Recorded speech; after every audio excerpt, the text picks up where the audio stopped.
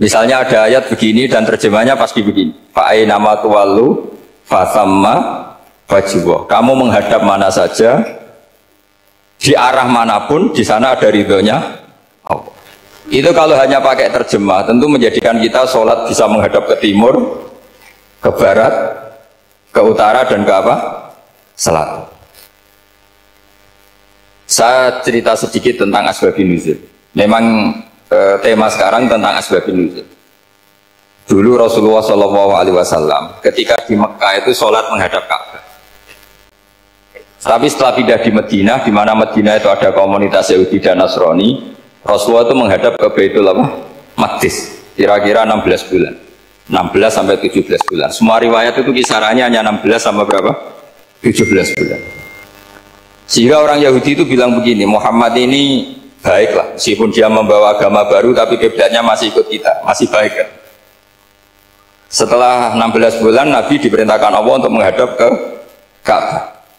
Awal liwajaka syatrul masjidil haram. Maka orang Yahudi itu berontak.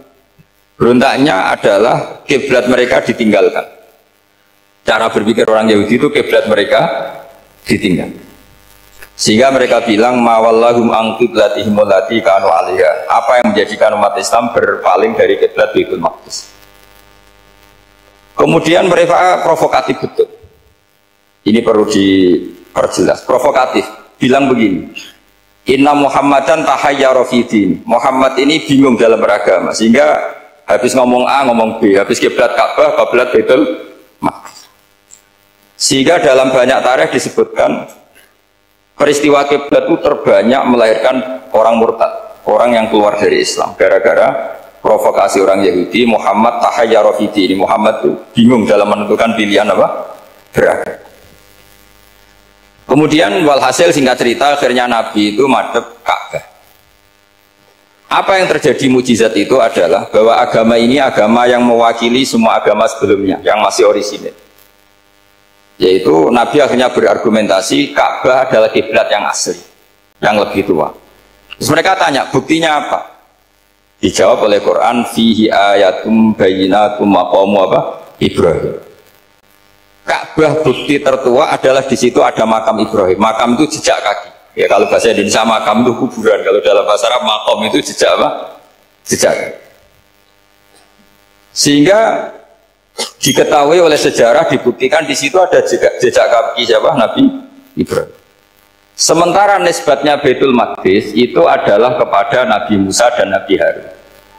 Yang ini adalah turunan dari Nabi siapa? Ibrahim. Hikmahnya apa? Begini, sebagai bukti bahwa Baitul Maqdis pernah menjadi poros Islam atau poros Tauhid, maka Nabi Muhammad pernah disuruh menghadap ke Baitul Maqdis buat inget-ingetan kalau ini pernah menjadi poros apa? Tahu? Tapi tetap tua-tuaan masih tua apa? Ka'bah. Nah, kenapa tua Ka'bah tadi? Karena Ibrahim adalah Abul Anbiya, bapak dari para. Dan di situ ada jejak kakinya. Fihi ayatum bayyinatum maqam. Bukti itu belum cukup. Dibuktikan lagi bahwa Ismail kecil itu hidupnya di Ka'bah. Kita tahu sa'i bainas Shafa wal Marwah adalah karena Siti Hajar sedang mencari apa? Air. Jadi ada bukti sekian, bukti empirik bahwa Ibrahim itu kiblatnya itu Ka'bah, bukan Baitul. Sehingga ada kata-kata fihi ayatum bayyinatum maqamu Ibrahim. Nah, tanpa ngerti asbabun nuzul, kamu akan mengartikan fa'ina ma tuwal fasamma wajhu itu salah, karena di situ kamu menghadap mana saja, maka di situ ada ridhonya Allah. Maka para ulama memberi catatan, maksudnya begini, kamu menghadap kemana saja, asal itu yang diperintahkan Allah, maka di situ ada ridhonya. Harus seperti itu maknanya, disesuaikan dengan konteks asbabun nuzul. Tanpa seperti itu tidak bisa. Dan masih banyak lagi kepentingan tentang asbabun nuzul. Jadi problem sekarang adalah banyak mufassir yang hanya mengartikan dari terjemah. Itu bahaya sekali. Jika ada orang yang menikah secara mut'ah, itu kan mirip kayak transaksi zina. Mereka berdalil famastam taktum bihi minhunna fa'atuhunna ujurahun. Perempuan yang sudah kamu nikmati, yang penting kamu bayar. Terjemahnya seperti itu. Karena ujur itu jamaknya ujroh. Itu fatal sekali. Padahal ayat itu begini, settingannya begini, setting siakul kalamnya atau asbab nuzulnya begini. Ini sekaligus, memang saya sengaja ngaji dengan tema yang berat, bentuk penghormatan pada yang ngaji. Kalau temanya ringan kan kayak TPG. Jadi ini supaya gue keren-kerenan, ini ada doktor, Pak Oni pernah dekan Fakultas Hukum. Jadi kalau saya nanti salah tinggal ditangkap saja, gampang kan? Tapi nangkap saya berurusan dengan Tuhan. Jadi kalau orang dekat Allah itu yang tanggung jawab itu Allah. Jadi dia bisa menang di kepolisian tapi kalah di hukum Tuhan. Jadi kalau berhadapan-hadapan dengan saya. Begini asbabun nuzulnya begini.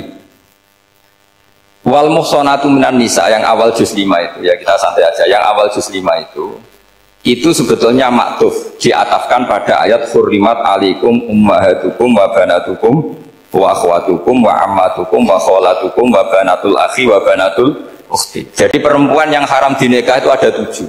Yang faktor nasab yaitu siapa? Ibu, putri, saudara putri, bule dari bapak, amah itu bule dari bapak, kholah itu bule dari ibu, keponakan dari saudara lelaki, keponakan dari saudara perempuan. Ini disebut haram karena nasab gen. Kalau orang Jawa bilang hanya 4 karena ngitungnya bule baik dari bapak maupun ibu. Kalau orang Jawa bilang kan bule terus keponakan dihitung 1. Padahal ada keponakan dari saudara lelaki, ada keponakan dari saudara apa? Perempuan. Wa banatul akhi wa banatul ukhti. Terus kedua haram karena rodok. Kita tahu dalam hukum Islam rodok adalah sama dengan nasab. Jadi ibu yang pernah menyusui kamu berarti jadi ibu kamu, dan saudara sepenyusuan berarti menjadi saudara kamu. Ini disebut wa ummahatukum allati arda'nakum wa akhwatukum minar rodok. Terus ketiga haram karena musoharoh, karena besanan.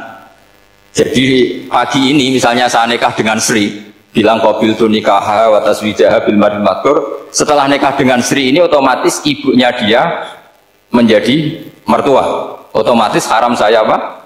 Nikah. Ini namanya haram karena musoharoh. Atau kamu punya anak Zaid. Zaid pagi ini akad dengan Sri. Berarti Sri adalah menantu Anda. Otomatis haram bagi Anda. Itu namanya haram karena musoharoh, karena bisanan. Itu yang disebut waroba apa haram-haram itu kan saat terus itu wa ummahatu nisaikum, apa ibu dari istri-istri kamu. Memang ini agak jelimet, tapi memang syaratnya mufassir harus biasa jelimet. Jangan hanya nyari partai ayat-ayat untuk kepentingan partai. Wah itu ngeri itu.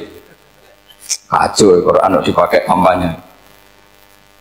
Terus itu berarti sudah 3 kan, haram karena nasab, karena rodok, haram karena musoharoh. Terus yang keempat ini haram yang bukan karena sebab pada seorang perempuan tapi karena istri orang. Disebut wal muhsanatu minan nisa. Haram menikahi perempuan yang masih milik orang lain. Nah, orang lain yang menikahi ini istilahnya Allah adalah lelaki yang menikahi perempuan ini adalah lelaki sing muhsinina ghairu musafihin, secara nikah yang sah. Nah, nikah yang sah itu begini dalam hukum fikih Islam. Saya nikah dengan Sri, kalau hanya akad, itu saya wajib bayar mahar hanya separuh. Jadi kalau saya janji bayar 1 miliar, berarti wajib bayar berapa? 500 juta. Kalau janjinya 100 juta, hanya bayar 50 juta. Itu yang wajib bil akdi. Nanti wajib sepenuhnya nunggu bil jima. Kalau sudah hubungan intim baru wajib 100%. Jadi kalau ada di Jawa nikah dengan seperangkat alat sholat itu yang atasannya tok itu wajib karena akad. Nanti bawahnya nunggu setelah hubungan apa? Intim. Nah, ini hukum Quran bukan hukum saya. Makanya kan wa in talaqtumuhunna min qabli an tamassuhunna, saat terus fanis huma faradtum, hanya wajib bayar setengah. Nah perempuan yang sudah diajak hubungan intim itu kata Allah fa'atuhunna ujurahun, maka wajib kamu bayar Jadi ayat itu tuh tentang perempuan yang sudah dinikah, kita harus bayar berapa? Harus bayar penuh. Ini penting saya utarakan. Nah, Problem kita sebagai orang Indonesia, ini juga problem Pak On, problem semua kiai. Mahar di Indonesia itu nggak bisa dibahas di Quran karena keterlaluan, kecilnya itu keterlaluan. Saya ini kan kiai, sering ngakatkan itu sampai bosan, seperangkat alat. Oh, itu ngawur sekali, ini Bapak harus nggak mau gitu. Saya provokasi minimal itu ya berapa? 100 juta berapa? Pantasnya berapa?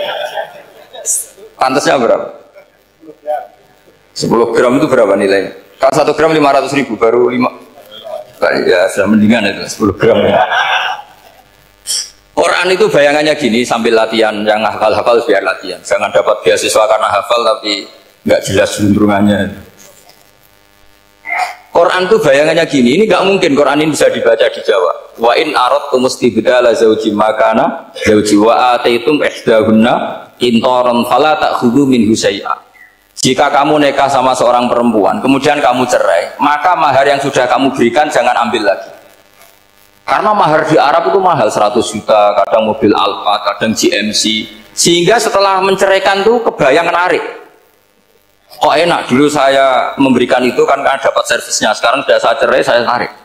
Kalau mahar di Indonesia kan seperangkat alat sholat. Jadi gak kebayang ada kalimat fala ta'khudhu minhu syai'a, jangan ambil lagi. Kebayang ngambil aja enggak? Apalagi kalau nikahnya sudah 2 tahun kan sudah lusuh, sudah. Tapi kalau di Arab itu kebayang karena mahal. Makanya orang Arab suka nikah orang Indonesia karena murah. Jadi bahasa kintoron itu harta yang nggak ternilai. Wa ataitum ihdahunna kintoron. Yang nggak ternilai, mahal betul. Itu pernah saya hitung, ada yang mahar itu 400 juta, ya sekira segitu. Nah makanya setelah dicerai, Allah memperingatkan setelah kamu kasihkan, ya jangan minta lagi. Kenapa kepikiran minta? Karena jumlahnya besar. Kalau di Indonesia kepikiran nggak minta, ya? Nggak kepikiran, saking kecilnya. Seperangkat alat sholat kadang 1 juta. 1 juta itu setelah hubungan intim, sebelumnya yang wajib hanya 500. Itu kan nggak kebayang. Makanya susah ngartikan Quran di Indonesia, kadang susah karena kadang terlalu. Itu pernah Sayyidina Umar radhiyallahu anhu pernah bilang begini, wahai para perempuan, mahar itu jangan mahal-mahal, kasihan para lelaki. Itu ada perempuan alimah, ya orangnya alim betul, meskipun nggak pernah sekolah di UI, tapi alim itu. Itu usul langsung gini, ya Amirul Mukminin, laisa dzalika laka ya Amirul Mukminin. Waqad qala ta'ala wa ataitum ihdahunna qintaran. Kamu hanya seorang Amirul Mukminin, tidak berhak bikin aturan pembatasan mahar. Allah saja tidak batasi, kenapa kamu batasi? Sehingga dulu yang namanya nikahnya Sulaiman Agung atau Jamaluddin siapa Ratu Agung, kalau hadiah ya sampai tas mahal itu. Ini kan dari bahasa Arab mumtaz mahal. Mumtaz itu istimewa, mahal itu dia punya istri yang sangat dicintai, dikasih hadiah mumtaz mahal. Terus ilat Jawa jadi apa? Tas mahal. Itu sama Mujidul Albab kalah. Itu kalau cerai kan kepikiran minta lagi. Dikasihkan yang baru. Tapi kalau di Indonesia tidak mungkin karena apa tadi? Seperangkat alat sholat. Begitu nyari yang murah lagi. Yang bagus kitanya, bungkusnya yang bagus. Nah, maka nggak mungkin kita maknani Quran tanpa mengenal yang bernama asbabin nuzul. Karena makna ayat itu bisa kacau kalau kita tidak tahu asbabin nuzul. Yaitu kayak tadi makna fa'ina ma tuwallu fasamma wajhuhu. Itu maknanya kan kamu menghadap mana saja, boleh saja di sana ada ridhonya Allah. Berarti kan bisa ke timur, ke selatan, ke utara, ke barat. Itu bahaya betul. Sehingga kata ulama harus mengkaji asbabin nuzul supaya porsi ayat ini sampai semana jauhnya itu kita tahu. Tanpa tahu itu tidak bisa. Begitu juga menyangkut kiblat. Sekarang saya tanya, kemarin kan ramai dulu di Kemenak, kiblat semuanya diukur dengan GPS, terus beberapa masjid dikomentari salah karena diukur pakai apa? GPS. Kalau dalam bahasa falak disebut yaumarosdil kiblat. Memang bisa diilmukan. Tapi pertanyaannya begini, dari awal Allah ngendikan fawalli wajhaka syatral masjidil haram. Kamu yang penting sholat itu menghadap masjid. Masjid itu ya bangunan. Sehingga kata Ibnu Abbas yang diriwayatkan banyak ulama mengatakan al-Ka'bah kiblatun li ahlil masjid wal masjid kiblatun li ahlil haram wal haram kiblatun li ahlil masyriq wal maghrib. Jadi kalau orang di dalam masjid kiblatnya harus Ka'bah. Di luar masjid kiblatnya asal bangunan Masjid Haram. Tapi di luar sini kayak di Indonesia boleh semua tanah Kenapa begitu? Kata Ibnu Abbas, karena Quran turun di lisanin Arabiyyin mubin. Jadi kalau orang Jogja kalau mau ke Jakarta arahnya kemana? Barat. Itu sebetulnya ketika Anda ke barat itu persis Jakarta apa bisa saja pasnya itu Pangandaran. Tapi orang tuh akan bilang kalau ke barat ya ke Jakarta. Meskipun presisi Anda tepatnya di Pangandaran. Nah kiblat seperti itu, asal orang menghadap ke barat itu orang sudah bilang ke kiblat. Nggak usah sedetail misalnya harus pas Kak. Saya pernah debat sama tim ahli Kemenang. Nggak bisa Gus, sekarang ada GPS harus tepat Ka'bah. Terus saya bilang gini, kalau teori Anda benar, berarti semua masjid luasnya maksimal 16 meter. Ka'bah itu luasnya hanya 16 meter. Berarti Masjid Ulil Albab yang pojok sana sama pojok sana, kira-kira itu ya sudah tidak kena Ka'bah. Kalau harus tepat, Ka'bah itu kan diameternya hanya 16 sama 18 kalau nggak salah. Berarti semua masjid kalau ingin tepat Ka'bah harus pas 16. Kalau terlalu luas pilihannya harus cekung. Kan jadi aneh. Makanya saya itu sering Pak, dulu saya ini biasa debat fikih. Kalau di tradisi pesantren namanya Basul Masail. Saya punya teman yang paling kurang ajar, yang paling saya kenang dalam panjang sejarah. Dulu itu kalau debat fikih itu ya seru. Kalau aturan fikih kan gini, soft paling baik itu kan soft pertama, baru kedua, baru ketiga. Yang paling keren kan soft awal, soft. Terus teman saya bilang gini Pak, ya kalau gitu gini aja Gus, desain masjid itu memanjang utara selatan, biar semuanya soft awal. Gara-gara didesain begini kan ada soft 2, soft 3. Apa susahnya kita bikin mulai awal supaya masjid itu memanjang utara apa? Selatan, supaya semuanya soft awal. Ya kalau ada hukum ya diimplementasikan dalam desain bangunan katanya. Jadi itu kan kacau. Terus akhirnya saya jawab, lalu setelah begitu yang paling afdol siapa? Yang dekat imam. ya sudah, bikin cekung saja kalau gitu. Artinya gini ya, beragama itu yang sehat. Jadi beragama itu berdasar riwayat. Berdasar riwayat, pernah ada ulama yang hitung Madinah menghadap Ka'bah itu ya tidak pas. Pernah dihitung pakai GPS. Kiblat Madinah ke Ka'bah itu ya tidak pas. Tidak seperti yang pernah dianjurkan Kemenak. Karena apa? Agama ini ngikuti bilisanin Arabiyyin mungkin seperti jenengan gini. Semua ini istilahnya apa? Menghadap Gus Bah. Padahal ada yang agak sana, agak sana. Semuanya ngaji sama siapa Gus? Ya sudah. Istilahnya bertatap muka. Memangnya kita benturan. Ini bahasa. Jadi seperti ini semua namanya apa? Berhadap. Padahal ada yang agak samping, agak samping. Ka'bah juga gitu. Sebenarnya ada se-ekstrim yang dibayangkan orang-orang. Cuma kalau bisa tepat, ya kita harus tepat. Tapi tetap saja tidak perlu 16 meter. Nah, fa'aina ma tuwallu fathamma wajhullah itu artinya menghadap. Menghadap itu menghadap arah. Makanya Allah tidak ada fawal liwajhaka nahwal Ka'bah, tapi fawal liwajhaka syatrul Masjidil Haram. Jadi ini penting saya utarakan supaya kita familiar dengan istilah-istilah Quran. Istilah Quran itu gampang sebenarnya. Kalau kita kaji itu gampang. Problem kita tidak pernah mengkaji, jadi semuanya asing. Kalau kita mengkaji itu gampang sekali. Saya punya sekian cerita betapa pentingnya mengkaji Quran. Harun ar-Rasyid itu dinasti Bani Abbasiyah, itu pinter sekali. Ada seorang ustadz yang agak ekstrim, itu datang ke Harun ar-Rasyid, ya Amirul Mukminin, inni nasihun laka famusaddidun alaika. Fala tajidanna alaiya fi nafsika syai'an. Saya mau nasihati kamu, tapi saya mohon jangan masukkan hati. Karena nasihat ini penting.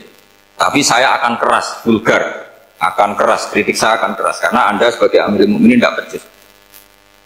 Apa kata Amirul Mukminin Harun Rasyid? Uskut ya Ustadz. Nah, sebagian riwayat uskut ya jahil. Kamu itu Ustadz bodoh, tidak usah banyak omong. Terus kita, kenapa saya bodoh? Terus dibacakan ayat faqula lahu qawlan layyinan la'allahu yatadzakkaru aw yakhsha. Inna wa ta'ala qad arsala man huwa khairun minka ila man huwa syarrun minni. Wa ma'a dzalika qala ta'ala faqula lahu qawlan layyinan. Allah pernah menugaskan seorang yang lebih baik ketimbang kamu, yaitu Musa dan Harun. Musa dan Harun adalah seorang nabi. Kepada orang yang lebih buruk ketimbang saya, yaitu Fir'aun. Itu saja etikanya faqula lahu qaulal lainan. Kamu kalau ngomong yang halus, yang baik, yang berperadaban, kok kamu sama saya mau kasar? Akhirnya ustadznya ternyata pinter kamu, yes pinter aku. Jadi semudah itu. Allah itu menugaskan orang yang lebih baik ketimbang kamu, yaitu Nabi Musa, kepada orang yang lebih buruk ketimbang saya, yaitu Fir'aun. Itu saja ada etikanya.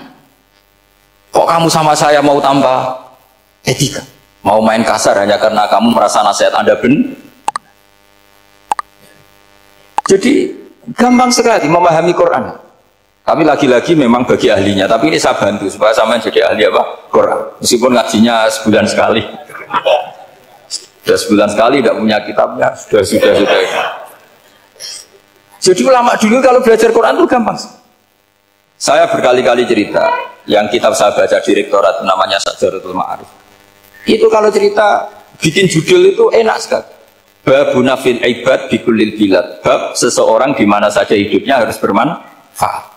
Terus dalilnya itu hanya mengutip makalahnya Nabi Isa, wa ja'alani mubarakan ainama kuntu. Ciri utama seorang nabi apa? Saya di mana-mana adanya berkahi orang lain. Jadi berkah bagi orang lain. Maksudnya tidak jadi problem bagi orang lain.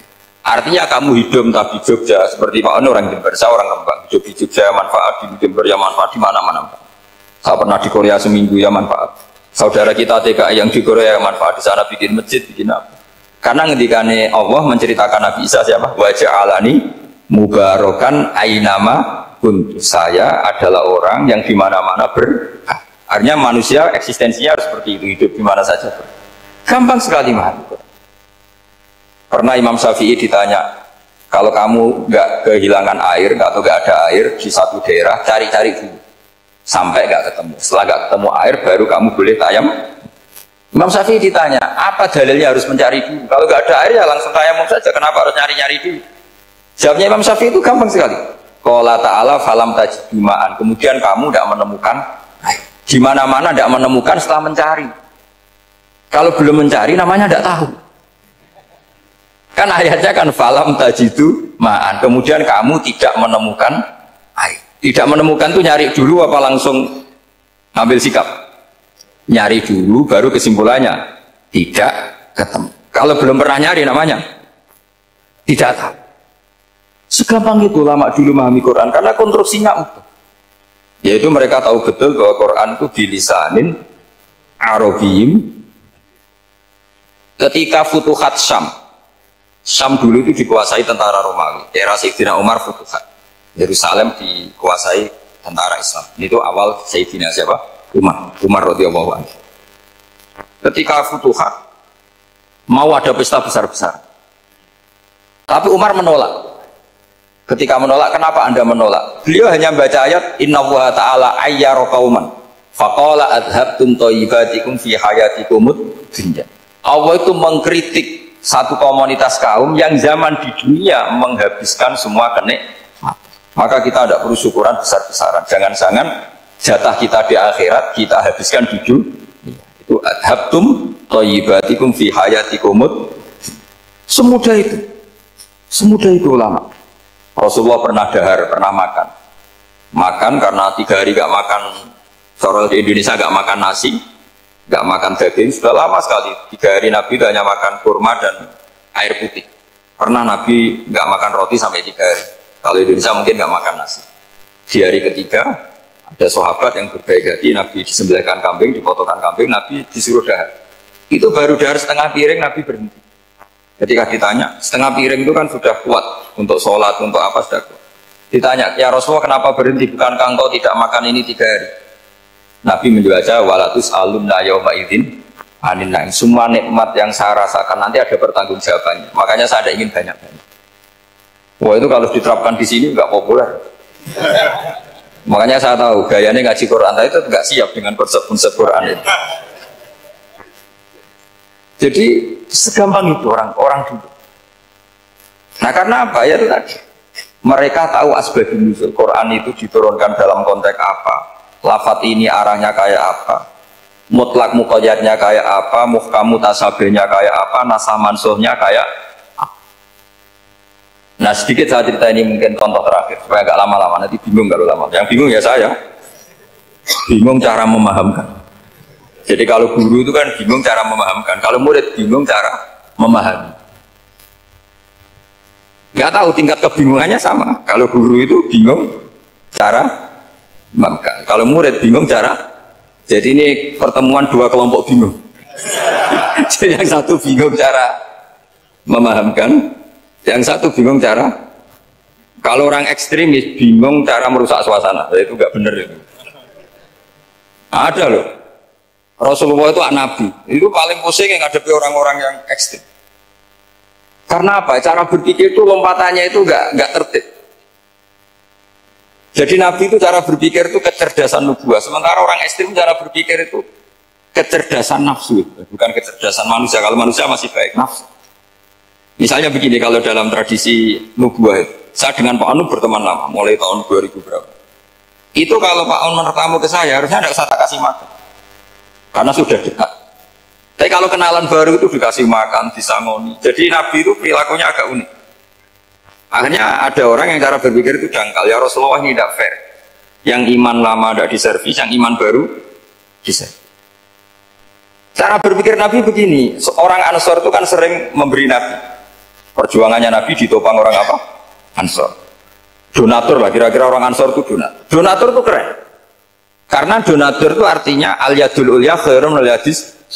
Sehingga ketika Nabi sudah menguasai negara, menguasai Mekah, Medina, sudah futuhat, itu orang Ansor tetap nggak diservis. Yang diservis Nabi itu orang-orang baru masuk Islam, disebut wal mu'allafati qulubuhum atau Islam mu'allaf. Ada satu dua orang yang protes, tentu yang nggak pinter, tukang protes pasti tidak pinter. Wong iskal-iskalnya sendiri, otaknya nggak sampai-sampainya sendiri, orang lain disuruh jawab. Makanya di sini tidak ada tanya jawab, nanti iskal-iskal kamu sendiri, bingung-bingung kamu sendiri, saya disuruh jawab. Berarti Gus Pak nggak mau ditanya, ya memang nggak mau karena tadi jawab sendiri aja, nanti pinter sendiri, kapan-kapan pinter sendiri. Akhirnya tanya begini, cara tanya gini, ya Rasulullah, ini nggak fair. Orang sudah Islam lama setelah negara terbuka milik Anda, setelah kita menang, setelah kita menguasai negara, tidak kamu servis. Sementara yang baru Islam kamu. Nabi itu bertanya senyum-senyum, rileks saja. Lama-lama tambah ekstrim pertanyaan. Kata Umar, ya Rasulullah saya beri izin untuk membunuh orang ini. Umar itu pikirannya karena mantel Nabi. Nabi jangan. Kalau kamu bunuh, nanti apa kata orang banyak? Inna Muhammad dan yaqtul ashabah. Dikira Muhammad membunuh sahabatnya sendiri. Nabi masih mendengar, komplainnya masih mendengar. Lama-lama Nabi memberi penjelasan. Kamu ini orang Ansor. Kamu biasa memberi saya, memberi dana perjuangan. Memberi itu hebat. Saya tidak ingin menurunkan grade Anda. Grade sebagai pemberi, berarti kelasnya elit. Sekarang menjadi penerima. Itu tidak bagus. Itu betapa Rasul ini namanya kecerdasan nubuah. Kalau orang biasa memberi, biar memberi saja. Supaya dia tetap heroik, tetap patriotik, tetap keren. Karena mentalnya Jangan sampai dari mental memberi, kemudian mentalnya peminta. Jadi kalau Pak On jadi tim suksesnya Pak Jokowi, dia tidak minta-minta. Kalau dulu kampanye, ya kampanye saja. Biar memberi, terus nggak pernah minta. Meskipun akhirnya ya gedong. Tapi Nabi dulu didik gitu. Jadi orang Ansor itu nggak pernah diservis. Padahal jasanya kayak gitu. Supaya kelasnya tetap kelas elit, yaitu pemberi, penanggung jawab. Nabi nggak ingin orang Ansor turun grade menjadi penerima. Orang-orang yang cerdas nubuah menerima konsep Nabi seperti itu. Lo tanya sama Pak On, saya dadani terjemahan UI itu puluhan tahun sama Pak Jun. Itu beliau ke kontrakan saya ke rumah beliau. Tidak pernah berharap apa. Saya sangat tertutup. Bukan apa-apa ya, kalau ingin memberi saja. Kontribusi saya pada Al-Quran, saya tidak kepikiran mendapat. Supaya heroik. Tapi orang-orang yang cerdas amatir tadi, ini nggak fair. Wong yang memberi lama kok dapat servis sedikit. Nah, sekarang itu problem zaman akhir sudah mulai seperti itu. Nah, orang ini namanya Dzul Khuwaisirah. Ini yang nanti punya anak turun Khawarij. Khawarij itu orang yang ibadahnya hebat, tapi cara berpikir tentang nubuah salah. Nah, orang lagi Khawarij itu orang ibadahnya hebat, tapi cara berpikir nubuah salah. Nubuah itu unik. Nubuah itu cara berpikir tadi. Apa ya? Melihat sesuatu yang benar, biar benar terus. Ya itu tadi, mental memberi itu ya biar memberi terus, tidak usah di-share. Maka ketika Abu Bakar jadi khalifah Rasulullah, itu ada sistem kepegawaian. Itu gajinya Umar yang sudah Islam lama, gajinya Abu Bakar yang sudah Islam lama.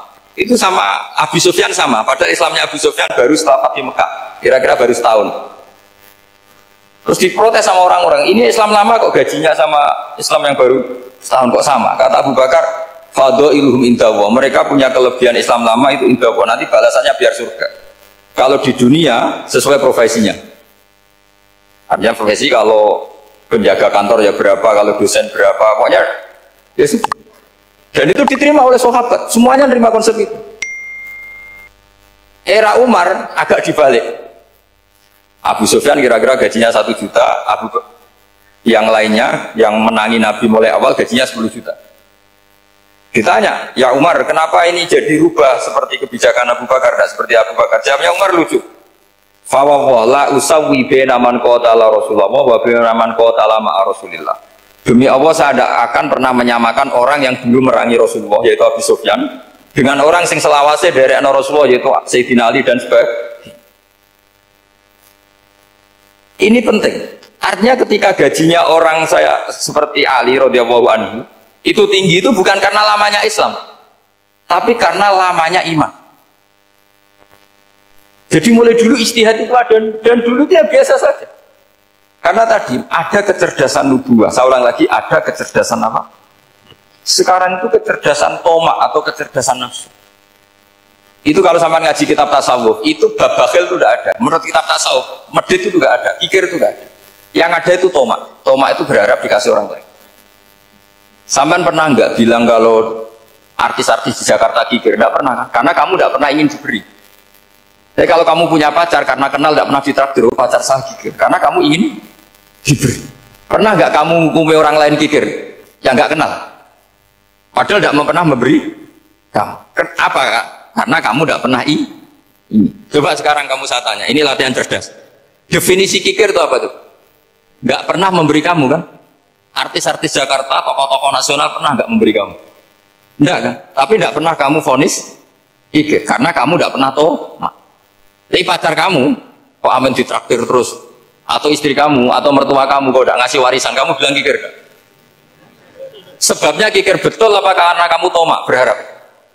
Tomak. Maka di kitab tasawuf itu nggak ada bab kikir, yang ada bab tomak. Karena asal usul menvonis orang kikir itu karena tamak. Maka jangan banyak kenal orang, nanti banyak hukum kamu kan? Sombong juga gitu, di tasawuf itu nggak ada bab sombong. Karena orang hukum orang lain sombong itu karena kamu ingin dihormati. Ada orang nggak kenal, terus lewat saja nggak tanya kamu bilang sombong enggak kan? Tapi kalau kenal, oh sombong betul, kenal nggak tanya kan? Jadi tasawuf itu sisi unik dari khazanah Islam. Makanya di tasawuf itu nggak ada kritik terhadap kikir. Ya tentu kikir itu buruk, pasti ya kikir itu buruk. Tapi nggak perlu dikritik. Jangan-jangan yang salah kamu.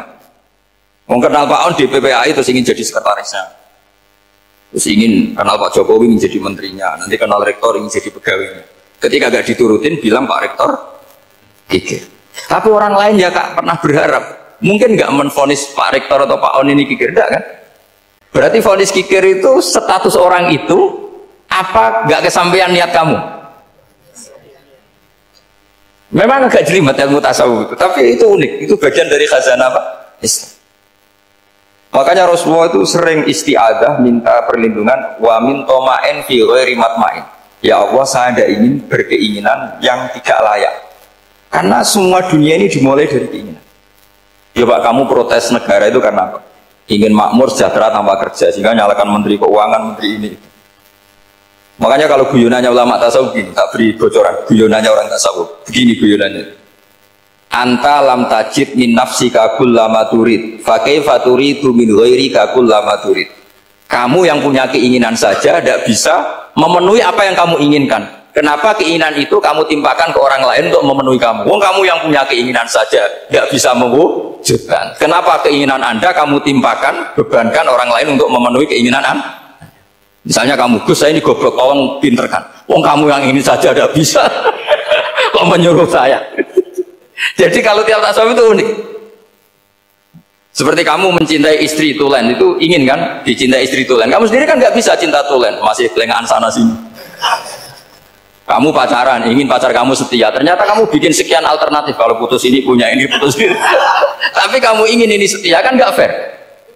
Makanya guyonnya orang tasawuf itu, anta lam tajid min nafsika kullama turid, fa kaifa turidu min ghairika kullama turid. Gampang tuh apalane, pokoknya ratrit gitu aja gampang. Jadi kamu yang punya keinginan saja tidak bisa memenuhi. Kok orang lain disuruh memenuhi. Sehingga orang tasawuf itu malu betul. Misalnya saya kok ingin Pak On takdim sama saya itu kurang pegawai. Kalau saya ingin ditakdimi saya menakdimi diri saya sendiri. Makanya berbahagialah orang yang ngilu terus saya ganteng sendiri ya Allah. Saya kaya sendiri. Menunggu orang lain bilang kamu kaya itu repot. Menunggu orang lain bilang kamu hebat itu, ya sudah bilang aja ya Allah saya hebat, ya Allah saya ganteng, ya Allah saya cantik. Daripada menunggu orang lain bilang apa? Cantik. Jadi ilmu tasawuf itu unik. Jadi kalau fikih itu yang dikritik itu kikir. Kalau tasawuf enggak toma. Karena orang yang kamu vonis kikir itu jangan-jangan tidak kikir tapi mementingkan yang lebih penting. Misalnya ada teman yang tidak pernah nakdir kamu, ternyata punya ibu sakit, uangnya dianggarkan untuk ibunya yang sakit, atau anaknya sekolah, atau keluarganya masih butuh dia, ya, sehingga sama teman dia kikir. Hakikatnya kikir apa mementingkan yang penting? Tapi kamu karena gak pernah ditakdir menvonis kikir. Nah ini pelajaran. Jadi makanya yang dianteni ilmu tasawuf itu tamak. Jadi kalau dalam bahasa Indonesia bukan kikir. Karena vonis kikir itu akan disematkan orang yang tidak kesampaian hajatnya. Pokoknya bapak saya itu, keluarga Kiai itu ajarannya itu. Yang penting jangan berharap dari orang lain. Ini Pak On saksinya, saya dulu benahin terjemah itu nggak pernah ini diperlakukan seperti ini. Ya ngaji aja. Karena pikirannya keluarga Kiai itu sederhana. Kalau ngamal ya ngamal saja. Ngamal itu heroik. Makanya buyut-buyut kita semua ini kan pahlawan semua. Membela negara Indonesia jadi merdeka. Ya nggak pernah kebayang jadi presiden, menteri. Tapi sekarang nggak, ngamal sedikit saja harus jadi menteri. Jadi ini bahaya kalau dalam kelangsungan bernegara karena orang biasa transaksional. Awal negara ini dibangun berdasar heroik, bukan berdasar apa? Transaksi. Tapi sekarang orang akan membiasakan itu apa-apa itu transaksional. Ini tidak bagus untuk kelangsungan bernegara, apalagi kelangsungan beragama. Sehingga seperti saya ini masih punya desa-desa binaan di Sragen, di pedalaman Papua sekalipun. Saya punya santri banyak di Papua. Itu kalau cerita itu unik-unik. Itu mau Jumatan, itu nggak ada orang Papua. Sudah datang setengah 12, itu datangnya 3 jam. Di situ mau ketemu santri 3. Semua, karena ya akhirnya mereka tanya gini Pak, pertanyaannya itu lucu. Gus, boleh nggak Jumatan orang 3? Secara fikih Syafi'i kan harus orang 4. Boleh. Kemudian mereka bilang buat sholat duhur saja. Mereka nggak mau. Mau Jumat kok duhur. Harinya kan Jumat. Masa sholatnya? Sehingga kita yang jadi kiai akhirnya nyari fikul madzhabil arba. Nyari fikih madzhab 4. Ternyata Imam Malik membolehkan orang 6. Ada yang bilang 12. Yang penting keceluk jambon. Jambon itu kelompok. Kalau 3 kan belum keceluk apa? Belum disebut apa? Kelompok. Ini penting saya utarakan supaya kita berjuang itu bukan karena service seperti ini kayak di Ulil Albab, masjidnya keren, kampus swasta tertua, terus termasuk nomor 1-2 di Indonesia. Oke, kita syukur dengan kebesaran ini. Tapi yang namanya dakwah itu menjadikan orang tidak tahu menjadi tahu, termasuk kepada desa-desa tertinggi. Sama, yang namanya menteri itu membantu presiden untuk memenuhi kebutuhan rakyat banyak. Sekarang misalnya menteri pertaniannya itu hebat, cerdas, tapi petani nggak mau nandur padi, mau apa itu? Coba yang membantu ketahanan pangan itu para petani mau nanam padi apa karena menteri pertanian? Karena petani mau nanam, ya sudah GR saja, kita pembantu presiden semua. Karena ikut menyumbangkan ketahanan pangan. Tapi kamu kan nggak digaji, kita keren, ngamal tambah harap gaji. Ini penting supaya Anda itu nggak hati kecil gitu. Ikut menyumbang negara tanpa ingin dapat gaji. Keren nggak? Nah itu nubuah. Apa? Nubuah. Orang Ansor itu seperti itu. Sehingga ketika Rasulullah wafat dan ada kompetisi kepemimpinan, itu orang Ansor gak ikut. Sudah kita makmum saja, silahkan dibagi di saking baiknya orang Ansor.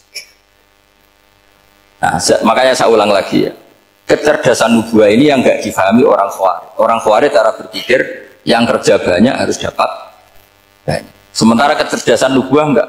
Yang biasa memberi terus memberi saja biar derajatnya tetap al-yadul ulya. Bismillahirrahmanirrahim. Ini saya baca supaya dapat berkahnya ulama-ulama dulu, karena ini dikarang oleh ulama yang dipakai rujukan seluruh dunia.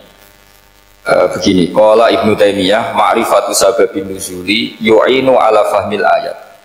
Jadi mengenali asbabun nuzul itu membantu memahami secara benar ayat itu. Karena tadi kalau ayat itu dipotong itu maknanya bisa kacau, kayak tadi famastam ta'tum bihi minhunna fa'atuhunna ujurahun. Kalau diterjemah itu kan mendukung kawin mut'ah. Kalau terjemahnya saja perempuan siapa saja yang pernah kamu nikmati, yang penting kamu bayar, itu kan aliran sesat dan menyesatkan. Itu konteks asbabun nuzul tidak seperti itu. Perempuan yang sudah menjadi istri kamu, seorang lagi perempuan yang sudah menjadi istri kamu, jika sudah kamu hubungan intim maka maharnya harus dibayar penuh.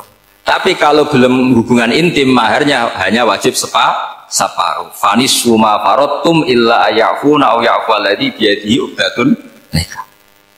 Tapi tadi kalau di Indonesia gimana Gus? Itu yang repotnya, maharnya itu tadi mau kena atasan dan apa? Bawahan. Wah kacau kalau di Indonesia. Sehingga kita bingung kalau dalam logika Arab kan gitu. Bayangannya kalau cerai, kata Allah fala ta'khudhu minhu syai'an. Harta yang sudah kamu berikan ke istri jangan diambil lagi. Sampai dilarang ngambil tuh karena jumlahnya banyak, sehingga kepikiran ngambil. Kalau di Jawa nggak usah dilarang, sudah tidak akan ngambil karena rukuhnya sudah lulus. Itu susahnya baca Quran di Jawa ya. Karena dari awal maharnya terlalu apa? Kecil.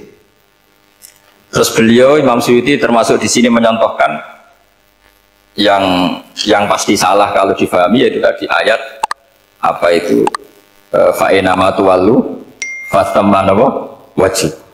Jadi beliau terus meringatkan betapa pentingnya mengenali asbabin nuzul. Karena asbabin nuzul itu gampang. Saya ulang lagi, asbabin nuzul itu gampang. Gampangnya begini ya, kan ada satu peristiwa, misalnya begini, Rasulullah itu kan mengkritik penuhanan Lata dan Uzza, berhala-berhala itu dituhankan, dikritik sama Rasulullah. Kemudian mereka begini, karena mereka biasa personifikasi Tuhan, Muhammad, kalau Tuhan itu tidak Lata Uzza dan itu terbuat dari batu, lalu Tuhan Anda itu dari apa?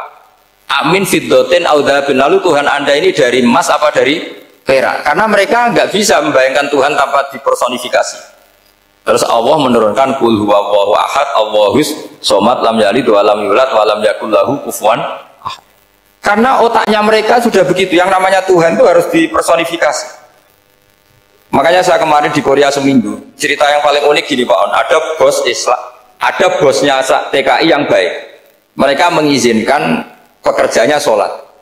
Bareng sholat tuh diingeti ke atas ke bawah, kok nggak ada arcanya.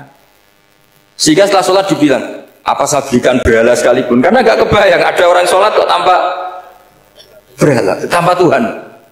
Yang kamu sembah itu mana, kok nggak ada, apa tak belikan. Jadi unik. Nah teman saya yang satu unik lagi, dia termasuk pegawai Garuda, yang dari saya ke Korea itu orang pegawai Garuda. Dia karena orang kaya biasa ke Eropa kemana-mana itu. Singkat cerita dia sholat di mall karena nganggep Korea itu sudah negara maju kayak Eropa. Setelah sholat di mall pas asar itu, security-nya nelpon polisi. Pak polisi, di sini ada ritual teroris. Jadi kalau menamakan sholat itu ritual. Jadi artinya apa? Ritual-ritual yang kita lakukan itu macam-macam cara. Orang ateis itu kan Cina, kan Korea itu kan ya Cina lah, Korea, Jepang, RRC itu kan sipit. Itu ya yang namanya ibadah sembahyang harus ada patungnya atau ada arcanya atau ada benda-benda. Orang Islam kan nggak ada sama. Makanya mereka itu kok bisa. Nah, problemnya kita, saya ulang lagi, ini problemnya. Problemnya kalau ada itu ya repot. Begini misalnya, ini masih tentang asbabun nuzul. Ini contoh terakhir tentang masih asbabun nuzul. Umar radhiyallahu anhu, sahabat Umar itu kalau mencium Hajar Aswad itu sambil gedumel. Saya tidak berdoa tapi gedumel. Masyhur. Itu ada di Bukhari. Alim tu annaka hajarun la tadur wa la tanfa walau la anni ra'aitu Rasulullah wa qabbalaka ma qabbaltuka. Saya tahu loh. Nyium hajar aswad dicium, tapi sambil kedumel. Saya tahu loh, kamu hanya batu, gak mandoroti, gak manfaat. Kamu jangan GR, saya cium itu jangan GR. Kalau saja saya tidak melihat Rasulullah mencium kamu, maka saya ada sudi nyium kamu. Dah gitu aja. Itu tiap nyium hajar, itu tidak doa. Kalau kamu kan gak minta kaya, minta macam-macam. Kalau Umar malah gitu. Nah, kenapa demikian? Itu ada asbabun nuzulnya. Umar itu saksi sejarah. Ketika Rasulullah Fathi Mekah, Nabi kan tawaf terus mencium hajar. Itu di belakang masih banyak orang kafir. Kebetulan Umar masih di sana. Sudah Islam Umar, tapi dia di belakang. Dengar orang-orang kafir, Muhammad itu tua aneh. Katanya melarang nyembah batu. Ternyata dia nyembah batu. Jadi Nabi nyium hajar aswad itu dikira nyembah. Katanya ngelarang nyembah batu, tapi dia kok nyembah batu. Karena Nabi mencium hajar aswad. Nah, karena untuk menghilangkan stigmasi itu, Umar tiap nyium hajar aswad itu ngomong gitu.